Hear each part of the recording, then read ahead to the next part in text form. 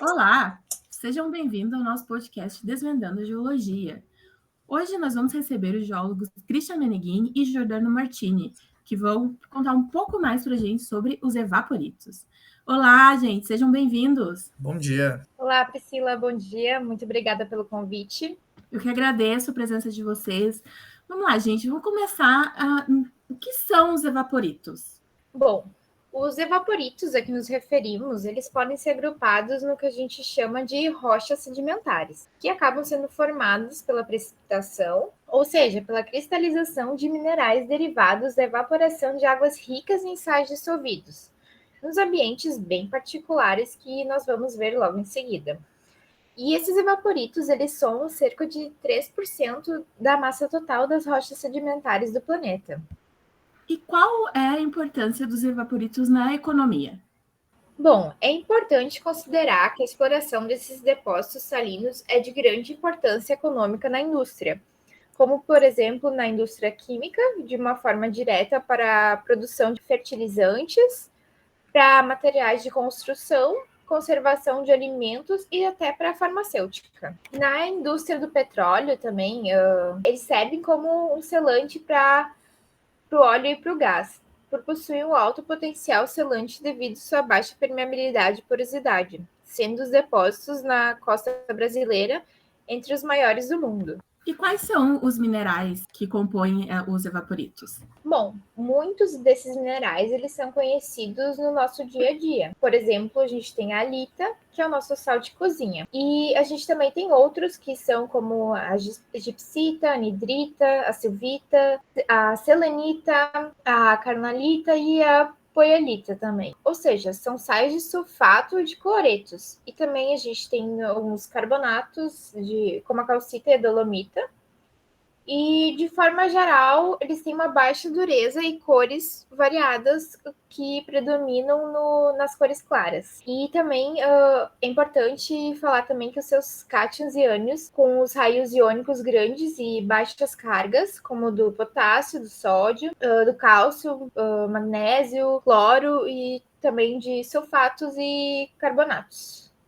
E também uma característica muito importante é que esses elementos eles são mantidos juntos por forças fracas, que facilitam na sua deformação e na dissolução que são importantes informações a serem consideradas durante a exploração do petróleo e na reconstituição da história desses depósitos. E como essas rochas são formadas? Bom, como a gente já comentou, os evaporitos eles são depósitos salinos formados naturalmente a partir da evaporação de corpos de água rasos e extensos, ou seja, eles podem ser marinhos ou não marinhos, como por exemplo lagunas, mares rasos, e também quando próximo à região, e também podem estar próximos a regiões costeiras com uma comunicação restrita com o mar aberto e também submetidos a uma intensa evaporação em climas áridos e semiáridos. Alguns exemplos relacionados a regiões costeiras, a gente tem mares rasos e mares intercontinentais, salinas costeiras, e também que é um lugar onde o influxo de água do mar, combinado com uma troca limitada da água, pode levar ao acúmulo de sais e subsequente evaporação, né? E aí a gente também tem exemplos continentais, que são áreas planas e baixas em desertos que se enchem temporariamente de água durante os períodos de chuva, e à medida que essa água evapora, ela acaba deixando sais, contribuindo para a formação desses evaporitos. Ou seja, os ambientes onde, devido à evaporação, permite que ocorra uma supersaturação desses sais na água, que acaba levando à precipitação. Isso pode ocorrer em ciclos relacionados às estações ou eventos específicos durante a história da Terra. E nos oceanos, como é que ocorre essa precipitação? Como é que ocorre a formação desses minerais na água do mar? Então, a água do mar ela contém aproximadamente 34% de sais dissolvidos. E esses compostos em solução eles são precipitados na ordem aproximadamente inversa da solubilidade desses sais que vão se formar. Por exemplo, a halita, que é um sal muito solúvel, ela inicia a precipitação quando a água atinge 1/10 do volume original. E ao reduzir o volume original para cerca de 1/20, causa a precipitação da polialita. Portanto, os minerais menos solúveis, eles são os primeiros a precipitar, formando então vários tipos de evaporitos.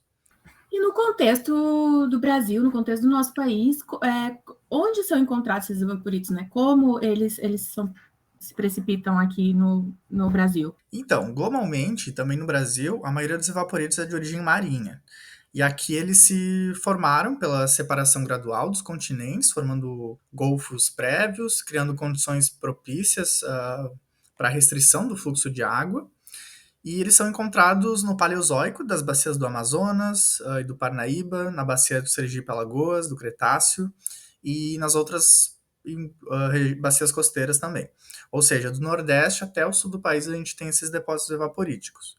E o começo da formação, ele é datado cerca de 112 milhões de anos, e as camadas têm cerca de 2 quilômetros de espessura. E eles são, no nosso contexto, eles são muito importantes de serem identificados na indústria do petróleo, que, como já foi mencionado, formam importantes estruturas que selam e até armazenam os hidrocarbonetos. Então, a gente pode perceber que os evaporitos, eles têm uma grande importância na nossa sociedade, né? Inclusive na parte econômica. Quais outras informações, qual outro tipo de importância vocês acham importante trazer aqui no nosso podcast hoje?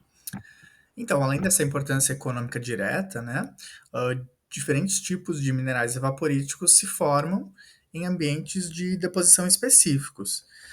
Então, eles podem ser usados como indicadores paleoambientais, né, para inferir a temperatura e composição da água em que se formaram, né, através do estudo de isótopos estáveis, como por exemplo oxigênio, e também estudo do enxofre nesses minerais, com relação ao intemperismo e erosão da época, ou seja, variações na quantidade no tipo de sais presentes, eles podem sugerir mudanças nos níveis de precipitação, evaporação e temperatura do passado.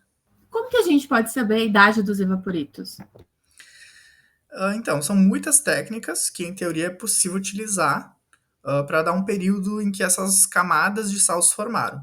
Mas lembrando que são minerais muito reativos e deformáveis, com características bem particulares e, portanto, essas características elas podem influenciar a possibilidade de datação.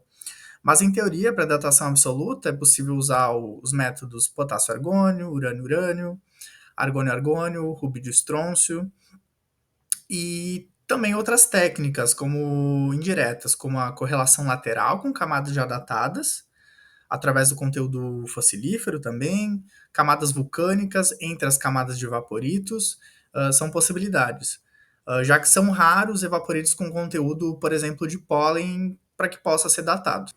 Jordana, Christian, muito obrigada pela participação de vocês e por nos ajudar a entender um pouco mais dessa rocha que ela não é tão conhecida pela população, mas que é de grande importância, a gente pôde perceber aí pela nossa conversa, de grande importância para a nossa sociedade. Muito obrigada pela participação de vocês. Obrigado pelo espaço. Até mais. Muito obrigada. Até mais, Priscila.